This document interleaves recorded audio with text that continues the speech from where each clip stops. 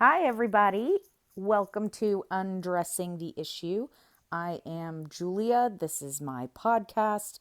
Happy New Year. Welcome back from the holidays and all the mandatory family fun. I wanted to start out 2020 by talking about sex, obviously. What else would I talk about? But let's get into the difference between good sex, bad sex. Is there such a thing as bad sex? What makes good sex good?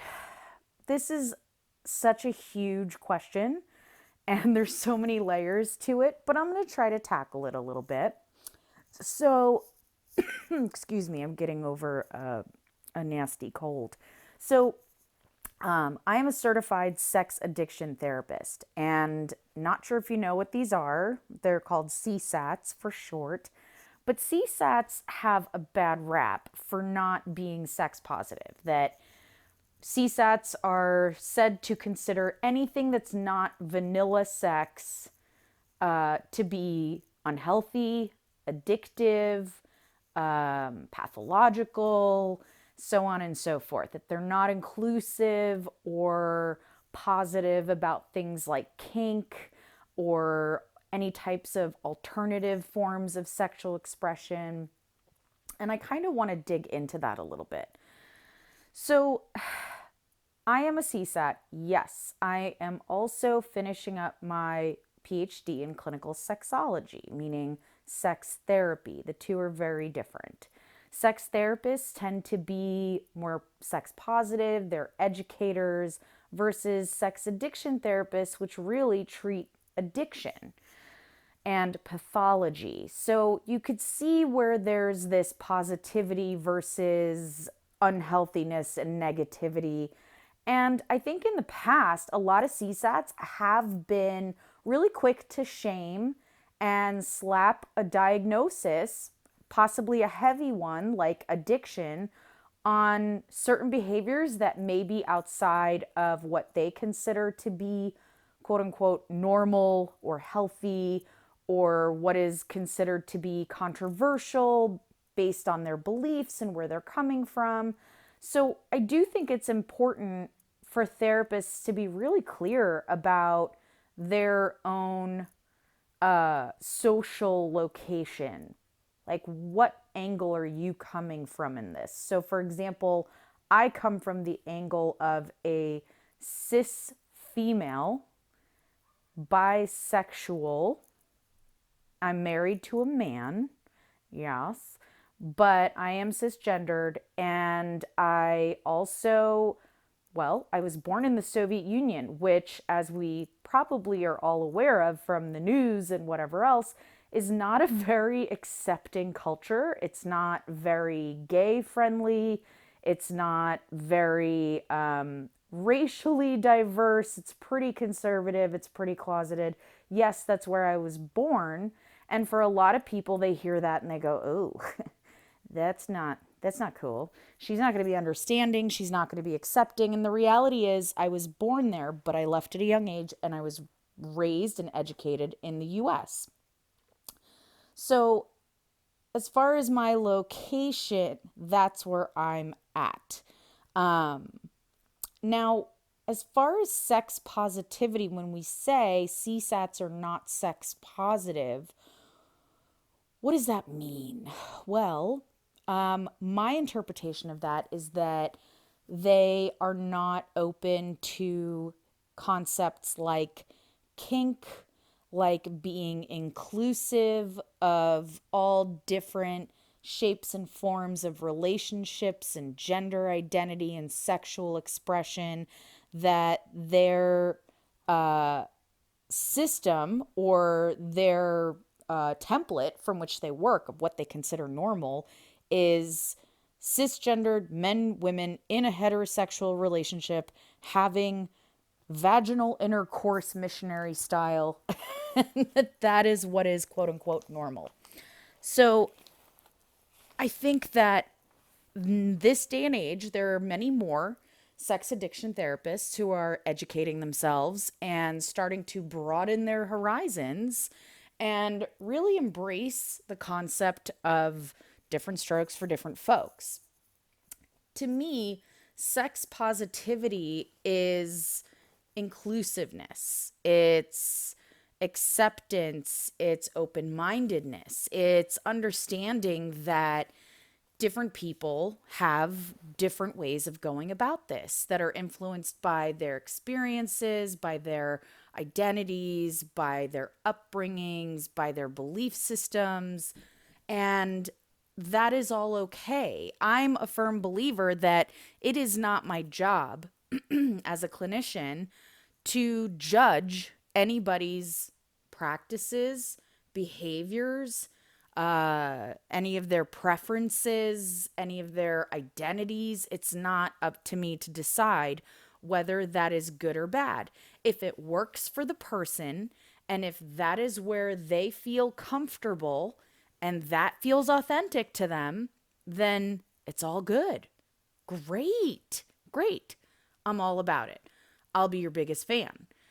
I think sex positivity also is a willingness to explore new horizons. It's a way to look at things that may differ from oneself without judgment and just objectively seeing it as it's something that fits for this person, and that's okay. Again, no such thing as normal, which is why I always say quote unquote around the world word normal.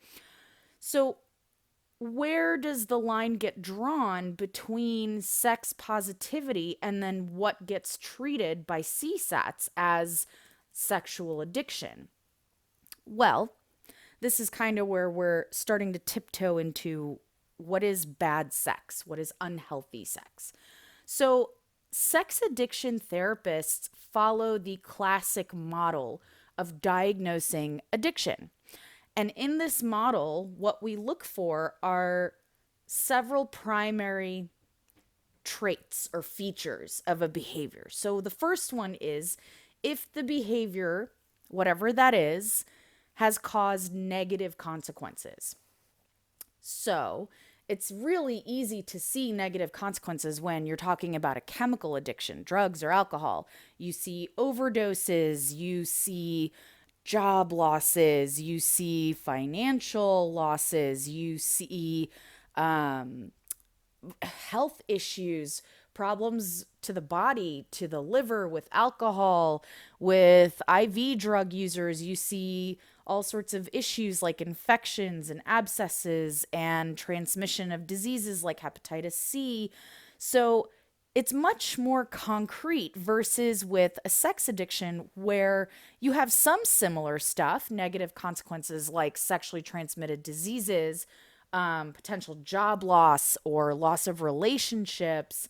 But there's also other stuff, the emotional piece of it, which I guess is also present with chemical addictions now that I'm thinking about it. The depression that comes with it, the anxiety, the paranoia at times, the hypervigilance. Am I going to get caught? Am I risking getting in trouble? That kind of stuff. There are negative consequences like financial losses. I can't tell you how many people with sex addictions I've worked with who have essentially depleted their bank accounts because of their sexual addictions, whether it's because they're soliciting prostitutes or they are going to certain places to try to find a date or get laid. And maybe these places aren't the safest. They're kind of seedy back alley kind of places. And so they could get robbed, they could get assaulted. Those are negative consequences. There's other health issues like self-injury. I have seen people who have addictions to pornography and masturbation who have masturbated compulsively to the point of self-injury to where they then require medical attention. Yes, this is a thing. And I don't know if you've ever masturbated too much, but I would imagine that at some point you're going to rub yourself raw, and that's going to be painful. So, yes, there are negative consequences, but it's not just the negative consequences, it's the continued engagement in this behavior despite these negative consequences. That's when you're starting to see some of that compulsivity. The if I wanted to stop, I couldn't stop. It's something that I continuously do, even if I don't want to, and even if I want to curb this behavior. That's that, I don't want to call it obsessiveness, but definitely compulsion. It's compulsive. It's, it's almost like you're on autopilot and you can't control whether you're going to do this or not. Um, Trying to stop but being unable to is definitely one of those features that we look for, where if someone's saying, so I guess this is the clearest way to explain the difference between sex positivity and then issues, problematic sex, is if someone comes into my office and says, look, I really, really like to blow up balloons and rub them on myself. And I really like to have a partner urinate on me. And occasionally I like to engage in some fisting and maybe some fecal play. And I like to watch gay pornography through this entire experience. And this is a huge turn on for me. And my partner likes to do it with me. And we enjoy ourselves. And it's not a problem. And we've never gotten hurt. And everything is A-okay. And we communicate through this. And it feels safe. Great. Have at it. Have a ball. Have a couple. Whatever you want to do. That's fine. But if someone comes in my office and reads me that list and says, this is what I like to do, and I have gotten sick because of this, I have been assaulted, I've lost jobs because of this behavior, because I leave work to go do this, or I will engage in this to the point where I can't make it to work the next day. I'm too tired. And then, my boss writes me up and I really want to slow down on this, but I can't. And it gets to this level. And then I feel really ashamed and terrible about myself. I feel disgusted. I want to stop. I can't stop. I'm doing it more and more frequently as the time goes on, and I don't know what to do. That's when we're starting to tread into problematic territory. Now, I'm not saying that everybody who has this issue, who comes in and says, I'm trying to stop, but I can't stop, is necessarily suffering from an addiction per se. But it definitely sounds compulsive. It definitely sounds like suffering. They're not coming in saying, I'm perfectly content with this. It's A-okay. They're saying, I am suffering and I can't break myself out of it. I want help with this. So there's that helplessness. But the other piece that I touched on is it's getting more and more frequent. That increase in intensity is another feature that we look for. So it's kind of the same as when an alcoholic develops a tolerance, where it used to be a couple of drinks that would give him a nice buzz, and now it needs to be a couple of bottles or a handle of some type of hard liquor to get to that same place. Those couple drinks just don't cut it anymore. It's a drop in the bucket. It's the same kind of thing with sexual behaviors. And it's not to say that everybody who has some sort of sexual compulsivity is going to experience an intensification. Not necessarily. And I know I've read somewhere on the internet, or one of my clients brought it to my attention, where some forum basically said that somebody who starts watching pornography, who becomes compulsive with it, that porn addiction is like a gateway to pedophilia. This is so far from accurate, first of all. It's fear mongering and it is inaccurate information. You are being sold a faulty bill of goods. So please don't pay attention to that. Wherever that forum is, please take it down. It's damaging. So there's something that needs to be said for pornography addiction. People can intensify the frequency of their pornography viewing, the content, the type of pornography that they view. Yes, that can increase and intensify. Absolutely. It can start out with, some straight softcore porn, and eventually get into things like bondage and hardcore, or gangbangs, or where there's force being used. Or, I mean, you also have to remember pornography is there's production. These are adult film actors. This is not real. If it is real, then you're probably looking at something that is illegal, like snuff films or child pornography. Those are illegal in my state, at least. I live in California. So it can intensify, but it doesn't necessarily mean that it's going to intensify to real life encounters or to changes in one's actual behaviors sexually. It could just intensify within that interest. So, maybe we watched porn for half an hour twice a week, and then it got to the point where it was an hour and a half a day, 7 days a week. And maybe from there, it got to 3 or 4 hours a day.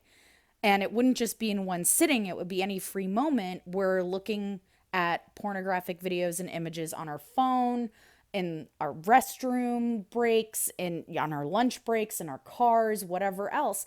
So the content of the pornography may be pretty similar to what you've always watched, but you're also definitely seeing an increase in the engagement with this. So it's not always what you kind of read about and think of as intensification. It doesn't necessarily have to go from I watched porn for half an hour twice a week and it was pretty vanilla, straight, softcore porn, and all of a sudden I'm out trying to force myself on someone and be violent in terms of raping someone or sexually assaulting them.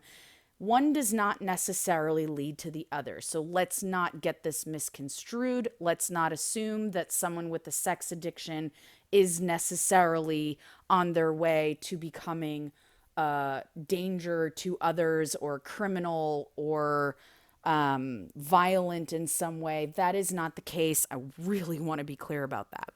So when I say increasing intensity, I want to be clear about what I mean. It doesn't necessarily mean that the behavior evolves. In some cases, I've seen it evolve where it starts out with pornography and then it goes into, let's say, random sex, one night stands, maybe soliciting prostitutes, something along those lines. But the presence of one of those behaviors does not necessarily mean that it's definitely going to lead to something else. That's not the case. But this is really those three big things: is the negative consequences, the continued use despite these consequences, and continued use despite efforts to stop, and the increase in intensity. Those are some of the features that raise red flags for CSATs.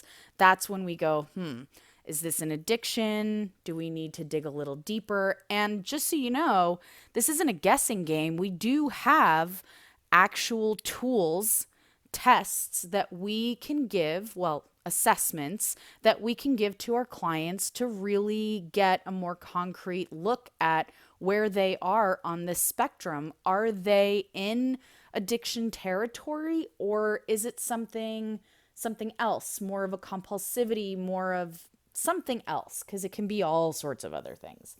So I want to kind of clarify that line of whatever it is that you're into, it's all good.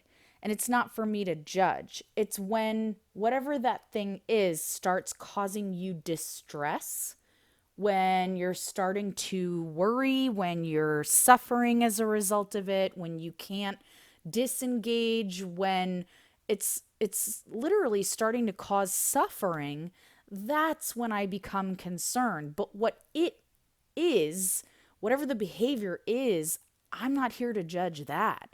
I'm here to basically work with people around, how did it get to this point? What was it that appealed to you about this behavior in the first place? How did we get there? And what's really going on underneath? Like, why are we engaging in this behavior? Which leads me to kind of the next question in the difference between good and bad sex. So, okay. Let me start by explaining this. Any addiction, well, really not even addiction, any behavior, any human behavior has a purpose. We have these big, overdeveloped brains as human beings, as Homo sapiens. We are capable of really complex cognitive functions. We're capable of emotions, of self awareness, all of this stuff. So, obviously, that comes with its own complexities. This is why we then can become depressed or really anxious or obsessive compulsive, or we can experience trauma and hold on to that trauma. So, this is what I want to start off by saying is that every behavior has a purpose. There's a reason why we do what we do. There's a reason why you need to check and double check that you locked your front door when you leave several times. It's fear-based. There's something in you that's scared that if you didn't, something bad's going to happen. You're going to suffer or you're going to be in harm's way. There's a reason why we like to put our right shoe on before we put our left shoe on. There's purpose behind every single behavior. And when you start looking at sexual behaviors, those purposes are pretty complex. So this leads me to the subject of what is the purpose of sex? Why do people have sex? I know why I have sex, and I know that for me, it's not always for the same reason. It's not, to share a loving, bonding, tender moment every single time. That's not it. Sometimes it's that, and that's lovely, but sometimes it's something else. So I've done this exercise several times, and I find it fascinating. I do it with all different types of groups of people where I literally ask them to just throw out all different reasons for why people have sex. And some of the answers are pretty predictable. I get a lot of the, bonding, making love, connecting with your partner, intimacy. I also obviously get the answers that are around enjoyment. It feels good. It's pleasurable. Orgasm. Hello. Great reason to have sex. Then there's other ones where sex starts serving as a tool of some sort. So some people have said, well, it's good exercise, or it's a stress reliever for me. It's a sleep aid. It helps me fall asleep. And then you get into other reasons like power, control, conquest. I feel like I've conquered something when someone has granted me access to their bodies. And it feels like an achievement, an accomplishment. It's an ego boost or control. I hear this a lot from my betrayed partners where after they find out about their betrayal, they actually want to have sex more than they did before. And it's almost like a way for them to try to keep their partner satisfied so that they don't wander and betray them again. If they're getting it at home, then they're not going to have any need to search for it elsewhere. It's a way to control, but it's coming from this hurt place. So that oftentimes leads to its own emotional side effects and consequences. But some people also have sex for money. That's another reason.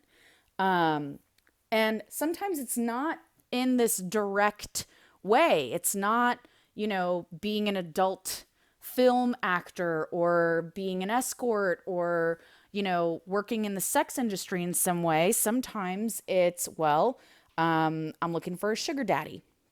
I want somebody to pay my bills. I want somebody to help me with my tuition. I would like a free meal tonight. I'm living paycheck to paycheck and money's tight, and it would be really great to have a steak. So I'd put out for that, right? There's all different reasons. So money is one as well. And as far as work, not even just in the sex industry, but even sleeping with someone to get ahead, to get that promotion or to get a raise or to kind of climb up the ladder, so to speak, right?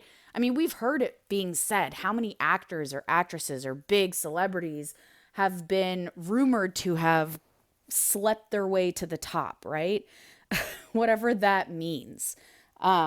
It's something that gets tossed around. And that is a reason why people have sex at times.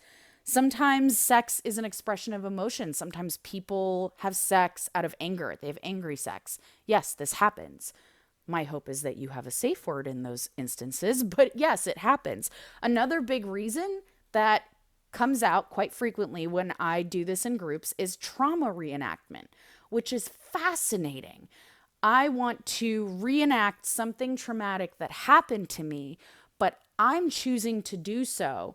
So I'm in control this time. And because it's on my terms, I get to take my power back. Or so it seems. Sometimes it works out that way. Sometimes it ends up feeling worse in the end, and it truly is a reenactment of their trauma. And then that comes with its own set of issues. But why people have sex is going to play a role in how they experience the sex. Meaning, is it good? Is it bad? Is it healthy? Is it unhealthy? Some people also, now we're talking about individual differences, but some people can have sex for money or to advance career wise and feel totally fine with that. And it doesn't bother them in the least. However, the next person can walk away feeling kind of used, feeling exploited, feeling like they violated their own values, like they sold out in some way, and it can lead to its own distress and upset. So that's where the good, the bad comes in. And when people start noticing patterns, not only in the reasons why they choose to have sex, but also in how they're left feeling before, during, and after, that's when we start looking at what's really going on here. Is this just a fun kink for you to explore, a new way of expressing yourself? Are we, developing our identity and getting clear on who we are? Or is this something that's a little more deeply seated that maybe needs to be kind of sussed out and processed a little bit so that we could get to the bottom of it? Because after all, as you've heard me say probably a zillion times, and I will keep saying it, sex is never about sex. It's never just that. It's so much more because it's such a vulnerable activity. You're showing people parts of your body that you might be self-conscious about. You are also trying to provide somebody else with pleasure, and there's the risk of it not working, and then you feeling inadequate or like you failed or whatever else, or rejected, or maybe you'll never see them again because they were so disappointed by your performance. That's a lot of pressure. That's a lot of pressure. Or maybe your performance was so wonderful that they never leave you alone. What do you do then? But there's a lot to think about in engaging with someone on this level, and what's going to happen in terms of emotions. If you're committed, where does that bring you? Has there been some type of history in this relationship that's difficult? Does having sex with that person bring up that history? Or does it help put it away? Is that why we're having sex? Helps us overlook the things that aren't going well. So it's these patterns that I think are important, and that I really encourage my clients and even my friends, friends get together, talk about sex. At least my friends do. It's something that I encourage is pay attention. What are you doing again that you told yourself you didn't want to do? Or what are you not doing that you promised yourself you would do? What is this feeling familiar to? When did you feel this way before? What do you think you're repeating? Where does this come from? What's wrong with you? No, I'm just kidding. I don't actually say that.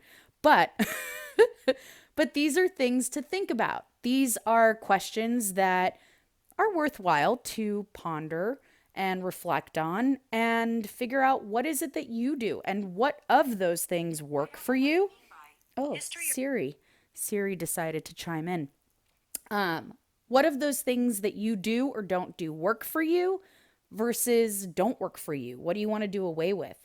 Do you find yourself having a hard time doing away with certain things? So, this is all for you to think about, to ponder, and feel free to reach out and give me the gory details of everything you've pondered if you feel comfortable doing so.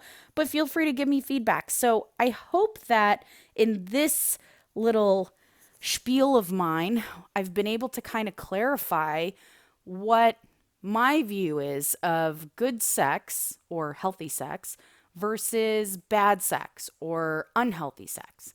So I hope that what you took away is that it's less about the sex and it's more about what's behind the sex. What's the purpose? What's the emotion? What's the motivating factor? All right. Well, take care. Thank you for tuning in, and I'll catch you next time.